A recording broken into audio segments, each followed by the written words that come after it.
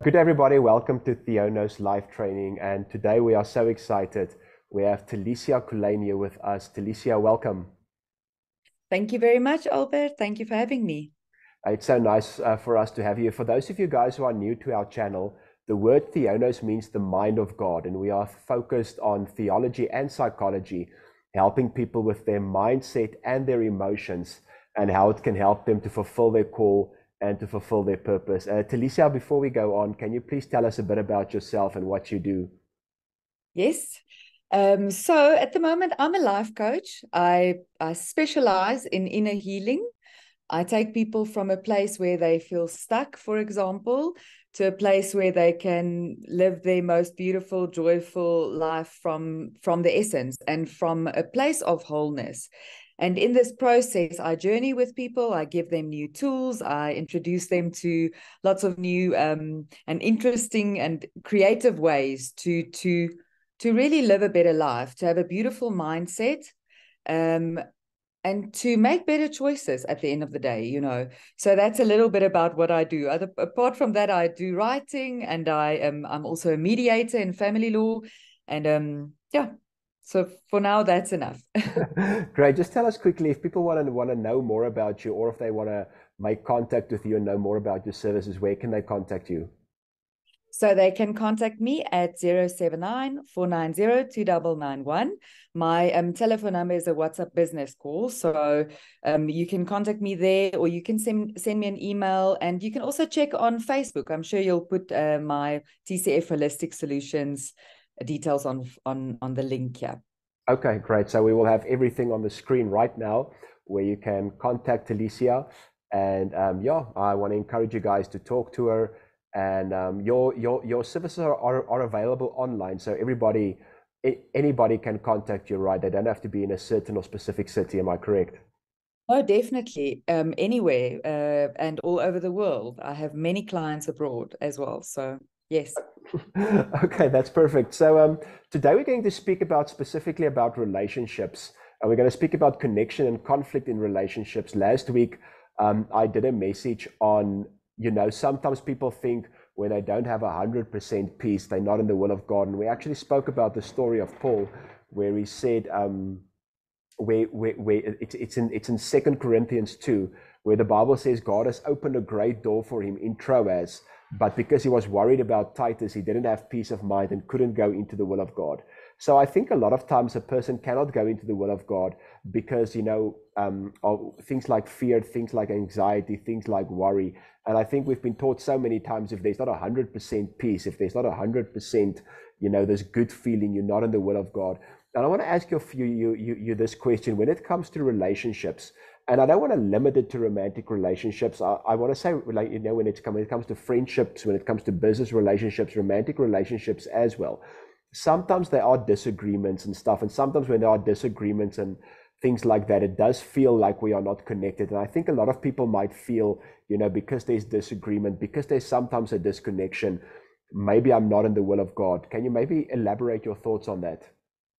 Definitely. That's what we do. As human beings, we really want to have harmony. We are actually hardwired, like Brene Brown says, for connection, Mm. and also for harmony, for peace, for things going smoothly, for things just working out. That's almost what we all strive for.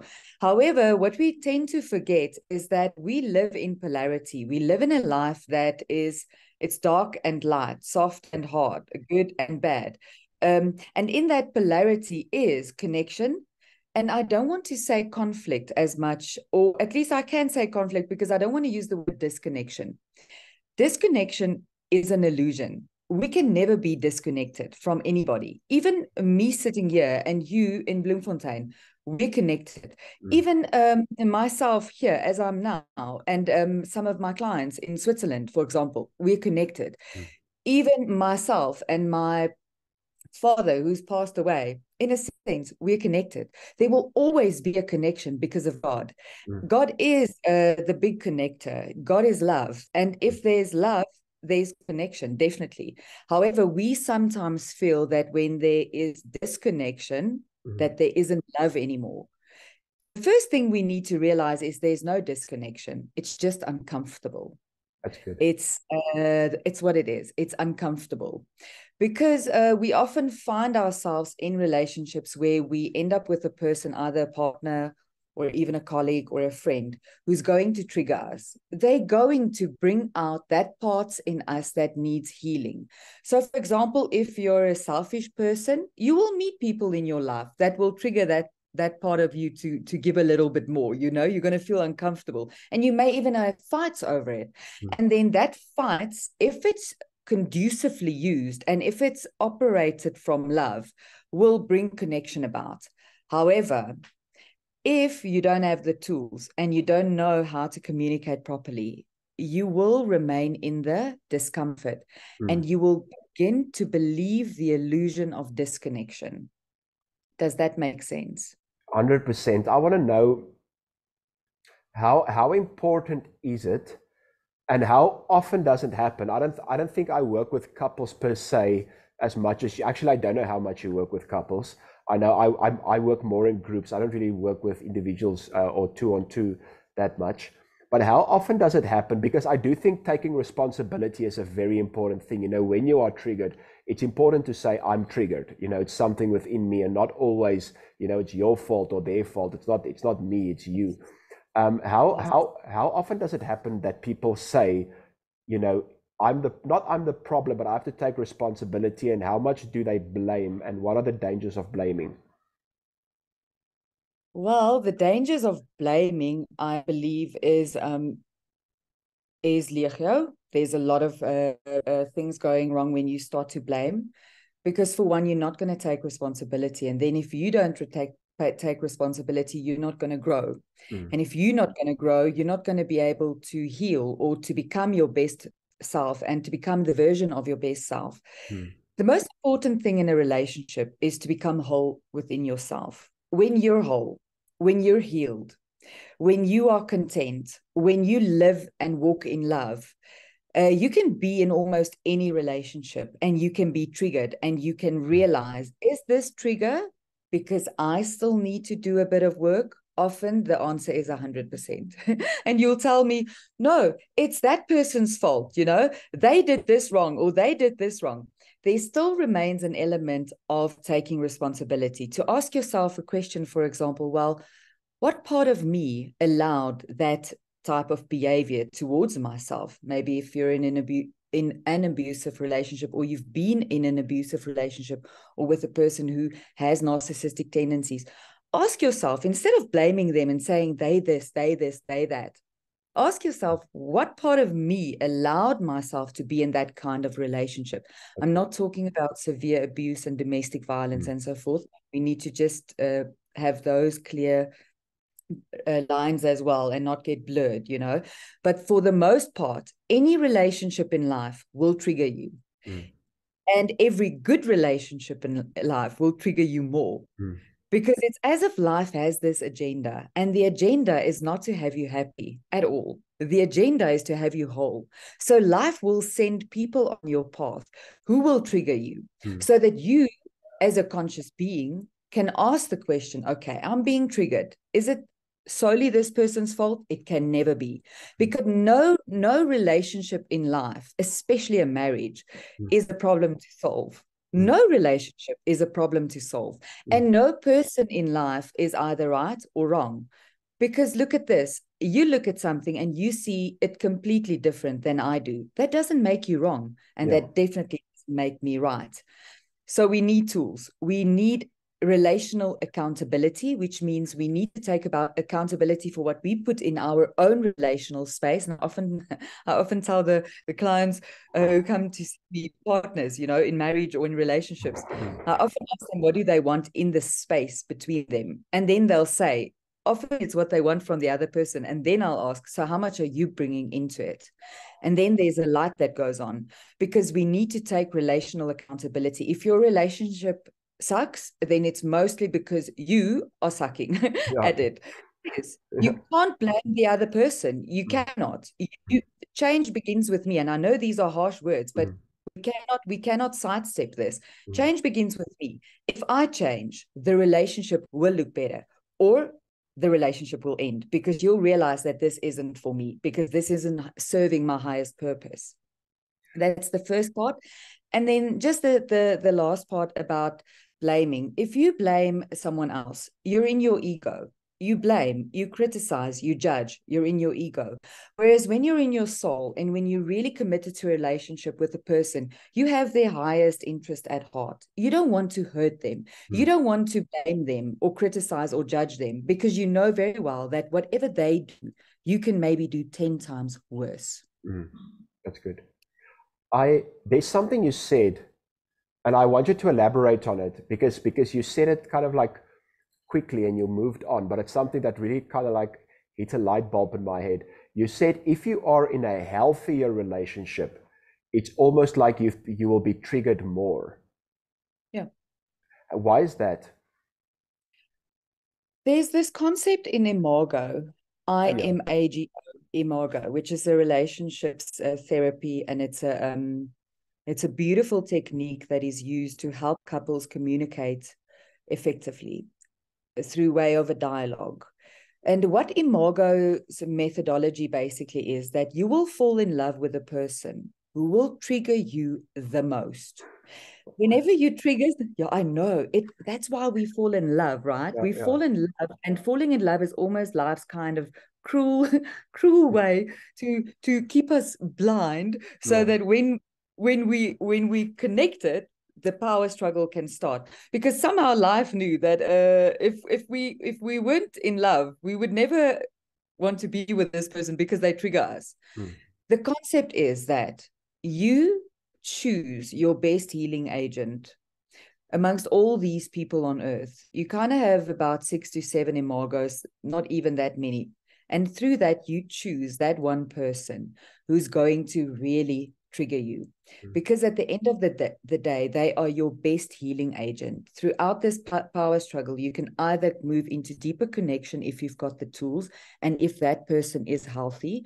You get some exclusions, for example, psychopaths, for example, severe narcissists, drug addicts, people who are prone to addiction, lots of addiction, addiction that is not conducive to a relationship, and affairs. Those are almost exits when it comes to doing the work. You need to stop doing that, and you need to do the work consciously and deliberately.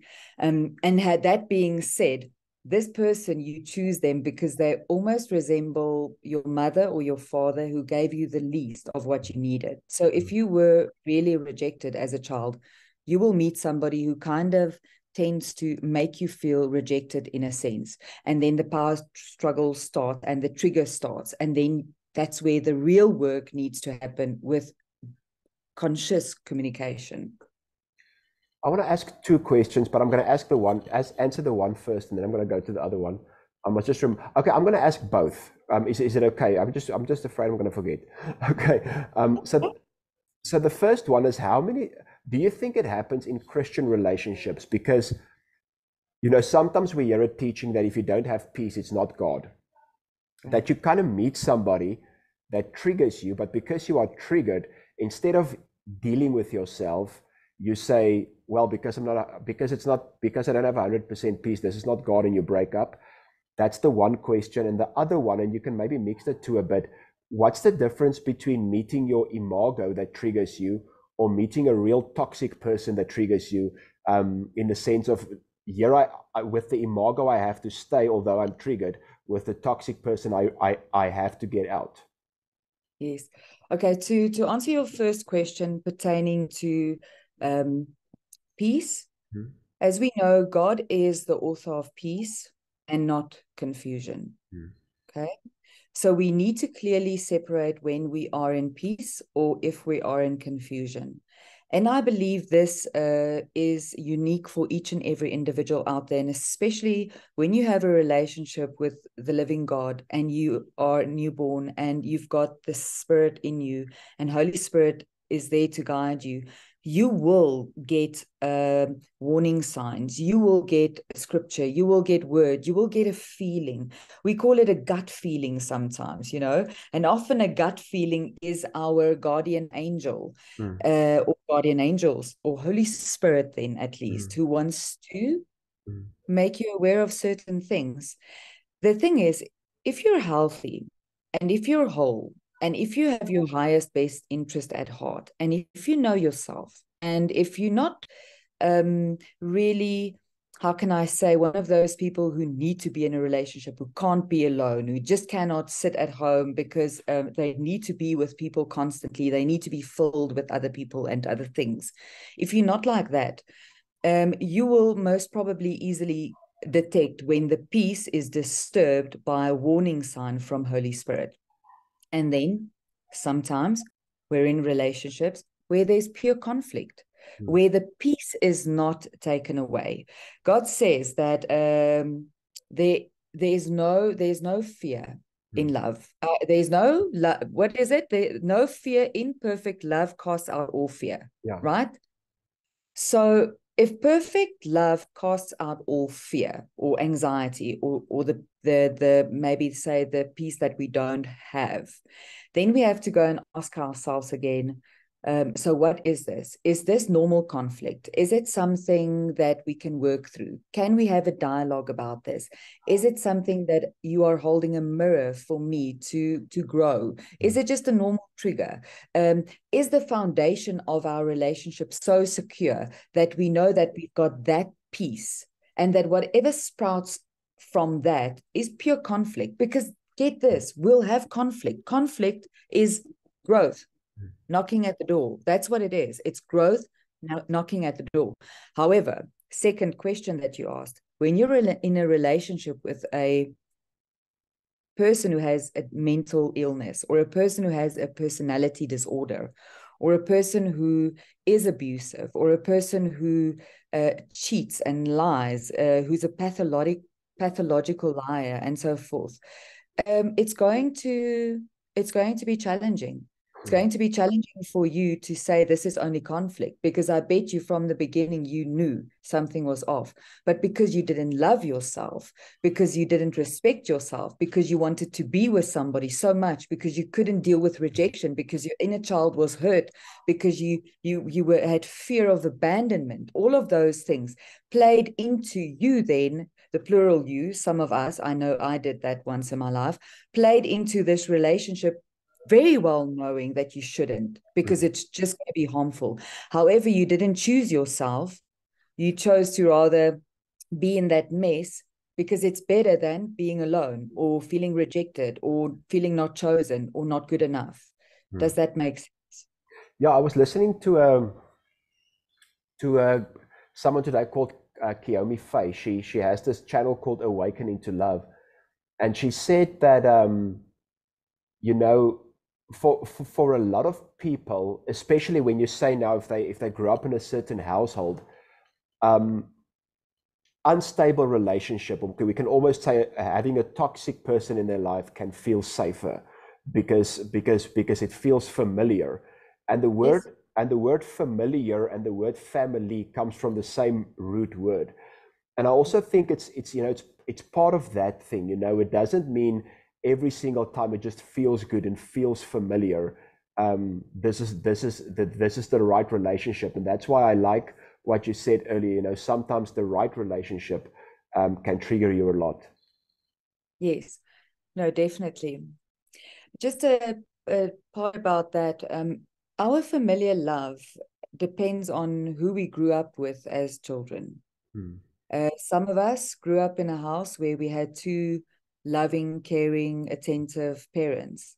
Others grew up in a house where their parents were drunk, unavailable, abusive, and where the relationship was toxic. Maybe your parents got divorced when you were 2 years old, and then you got a new stepmom when you were 4, and then they got divorced when you were 6, and it was this absolute tumultuous background. And that is familiar love. And that the unfortunate thing that I see, and you ask me how many couples I see, couples every week, and every time I see a couple, and especially with the divorces, I want to just cry because I realize that people are so unaware. And I can say this because I was unaware myself until I started doing the work, obviously. So there comes a time in our life where we need to actively go in search of our own wholeness and say, things happened to me in the past. It wasn't cool. I need to heal before I can even touch anybody else. And I'm not even speaking about physically touching anybody. I'm speaking about getting in contact with anybody else, becoming emotionally available to anybody else, starting a relationship with anybody. Because you need to realize that if you were brought up in a house where things weren't that great, you are responsible for your healing. Otherwise, what happens, and this is what they say, there's this quote that says, don't go and bleed on people who didn't cut you. That's you know? Yeah. But I think also a lot of times you bleed on somebody that didn't cut you, but you don't realize it because you're just so used to bleeding, right? Yeah. Yeah. Definitely. You're so used to bleeding, and you're also so used to going into that types of relationships. Listen, if you're prone to go for, in Afrikaans noem ons dit die afvlerkvoeltjie, né? So if you're prone to be attracted to guys who reject you, I know that was my imago for a while, if I can put it that way. I would be interested in the typical bad boy, the guy who tends to make me feel rejected and so forth. Wow. I was used to that because that was familiar love, and that kept the bleeding going from both sides.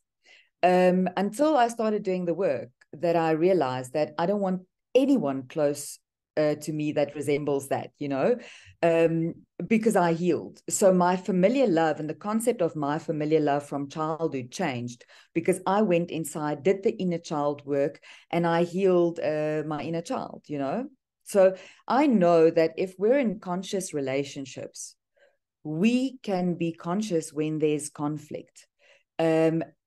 One, will not go into toxic relationships. We won't allow it close to us. Two, we'll listen to our unction from the Holy Spirit and not try to make something work that doesn't work.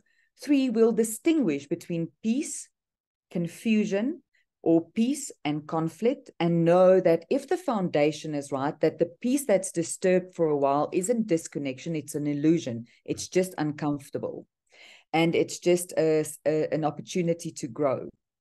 And then when there's a power struggle, which there will be in any healthy, conscious, Christian, any relationship in life, there's conflict. Yeah. Then you'll know how to handle the conflict in connection with love. And what is love? Love is kind. Love is patient. Love does not boast. Love is not rude. Love is not resentful. Love does not take count of all the wrong things. Love is not irritable. Love doesn't insist on its own ways. And having said that, you can incorporate a beautiful dialogue and have relational language in your approach to the discomfort or to the, so to say, peace that's lacking. You'll be able to say, like you said earlier, I feel triggered now. Or I feel that there's a lack of peace, and I'm not sure if it is because I shouldn't be in this relationship or if it is maybe because there's something else that's triggering it.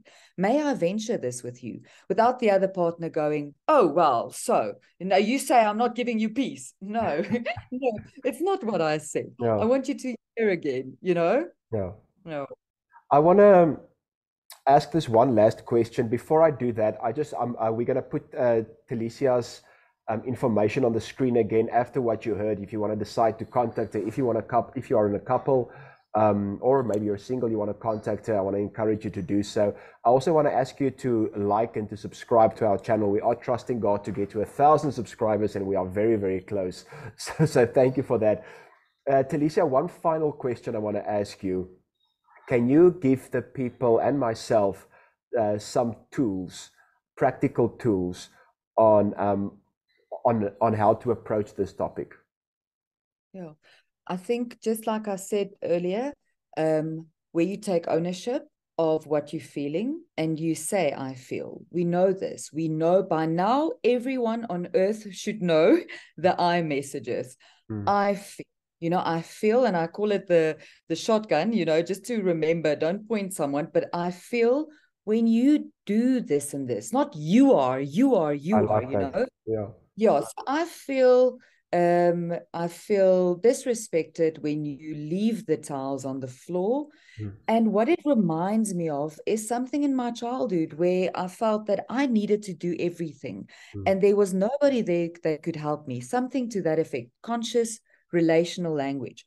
Another tool would be simply our language. If you tell your partner you never do the dishes, your partner will remind you of 1995 on the World Cup when I did that 2 dishes for us to sit in front of the TV and have pizza, because that's what we do when we use language like never, always, every time I have to beg you. Your partner's going to go into their reptilian brain, which means they're going to go into fight, flight, freeze, and you're not going to have a conducive chat or talk. It's going to become a fight, not conflict, a fight. So use words like I often feel, or sometimes I feel, or at times it seems like, and then the third one, use the cornerstones of conscious communication. What this means is, one, you secure the connection. How do you secure connection? You speak from your soul. You say something like, baby, or friend, or mom, I really appreciate you so much. The moment you speak from your soul, the moment you connect, then it's difficult for any person to go into rage. It's difficult for any person to go into their fight, flight, freeze, amygdala, reptilian brain. So connect. And then address the space, because you're just as much responsible for the space you create with that person as that person. You're 100% responsible for the relational space you create. So address the space, not the person. Say, what's been coming up for me lately in the space between us is that it feels that I send you messages and then I don't get a reply. So it's much better saying that than saying you never reply to my messages. Okay. And then tell the person what will be the effect if this continues. Address your fear with them. Say, and I'm fearful, or I'm scared that if this continues, I'm going to stop sending you messages. And then you can ask them, what I need from you is when I send a message that you just tick that yes thingy to say that you saw it, or take a moment and just send me a 2-second voice note or something. That's what I need from you. And then check with them. May I ask, what did you hear? And then sometimes people will say, I hear you say that you don't like speaking to me. And then you can say, whoa, that's not what I said. You don't have to say, whoa. Just say, let me say again. What I want you to hear is that I would appreciate it if I send you a message that you reply back to me. And then you can ask, is there something you need from me? So it's all in our language. However, if we ourselves aren't healed, if we haven't done the work, if we're unconscious, if we're in our ego and we blame, we criticize, and we judge, if we're hypervigilant, if we're in fight, flight, freeze mode, then we're not going to be able to take relational accountability, and we won't be able to have relational dialogue, to have relational language. It will be lacking of us. We will, in fact, take our own peace away by not doing the work first and attending to this inner world of ours. I want to ask one last thing, and it's just basically on something that you said. Let's use the towels, for instance, as an example. Say, for instance, I'm single. I've been single for long. I live alone, and I'm used to just putting my towels on the floor. I'll pick them up tomorrow, And now I get married, and my wife comes, and she's like, you never pick up your towels. You're a dirty person. And I'm like, but I always did it like this. My question is, how important? Maybe this is not the best example, but how important is it to find consensus, to say, okay, this is how I used to do it, this is how you used to do it, but now we kind of have to find a consensus of doing something together, and neither of us can be at a place of like, I've decided I'm going to do it this way. You're going to have to be okay with it. Yeah, do you understand what I'm asking? Absolutely. Yeah. And what I also know is that the towel example is a great example, because we often, yeah, we often in relationships have conflict over it seems like the most minor things. Mm, However, it's not. mm, If you have a fight or conflict more than 3 times in your relationship over the same thing, like mm. the towel, it's not about the towel. It's Wow. about something deeper. Mm, It's about, for example, you having your freedom, mm, and now being spoken to in this manner by the lady, for example. You may feel disregarded, and you may feel fearful for losing your freedom. Where the lady, for example, she has her own childhood story pertaining to the towels, because it's more than 3 times. So it's mm, an unmet childhood need. Maybe her unmet childhood need is the lack of being seen mm, and respected.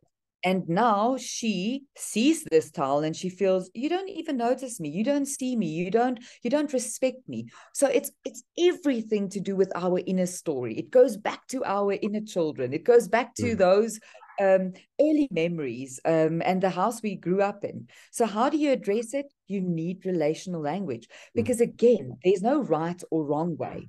The wrong way would be to have a fight over something like that. mm, The right way would be to sit across each other, look each other in the eye, and just hear each other.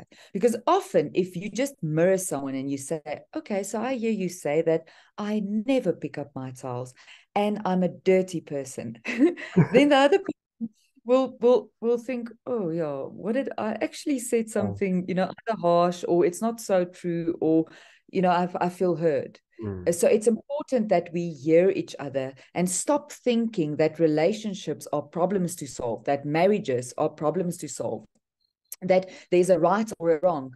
There's no right or wrong. There's just the set of facts and how we both see it. mm. And the moment we realize that we're different, we can learn from each other. And a marriage also, it's not about consensus. Even a relationship with your boss or with your brother or your mother, with a friend, it's not about consensus. It's about being able to hold space for each other, being able to appreciate the other person's differences, and being able to also have boundaries. If those towels are going to irritate me so much that I cannot live with it anymore, I need to say, okay, we need to address something deeper here. And what is it? And find an imago coach, find someone who can help you find that language. I'm serious, because Yeah. our relationships perish for a lack of knowledge. Mm. And and we hurt ourselves, and we bring young people and children into this world. However, as human beings, we often don't have a clue how to communicate. We don't have a clue how to just be listened to and how to hear each other. So it's important to do the work. Very good. Tilesia, thank you so much for today. Are there any final words you wanna say to the people before we say goodbye?